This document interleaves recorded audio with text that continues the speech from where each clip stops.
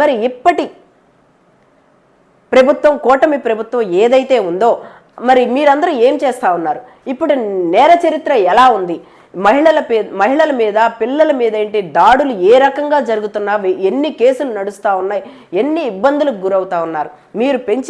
మీరు తీసుకొచ్చినటువంటి మద్యం ద్వారా మద్యం ఏర్లై పారుతూ ఉంటే గుడి బడి అని లేకోకుండా తాగి అత్యాచారాలు చేస్తూ ఉంటే మీరు ఎక్కడ ఏ కట్టడి తీసుకోకపోగా మళ్ళీ దుష్ప్రచారాలు చేస్తూ తప్పుడు ఆరోపణలు చేస్తూ ఉన్నారు వైఎస్ఆర్సీపీ ప్రభుత్వం ద్వారా. మీరు ఈ సంవత్సరంన్నర కాలంలో మీరు ఏం చేశారో అని మేము నిలదీస్తూ ఉన్నాం. ముఖ్యంగా డిప్యూటీ సీఎం గారు పవన్ కళ్యాణ్ గారు, మీరు 34,000 మంది అదృశ్యమయ్యారన్నారు కదా, మరి మీరేం చేస్తూ ఉన్నారు? ఈ సంవత్సరంన్నర కాలంలో మీ సినిమా టికెట్లు పెంచుకోవడం, వాటికి జల్సాలు చేసుకోవడం, ఇవి తప్ప మీరు చేసింది ఏమైనా ఉందా? ఉద్ధరించింది ఏమైనా ఉందా?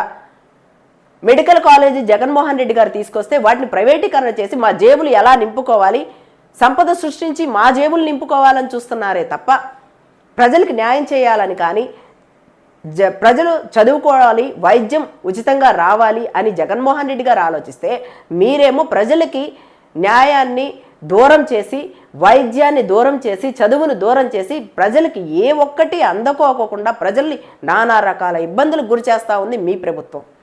మీరా జగన్మోహన్ రెడ్డి గారి గురించి మాట్లాడేది అని మేము నిలదీస్తూ ఉన్నాం ఈ రోజున.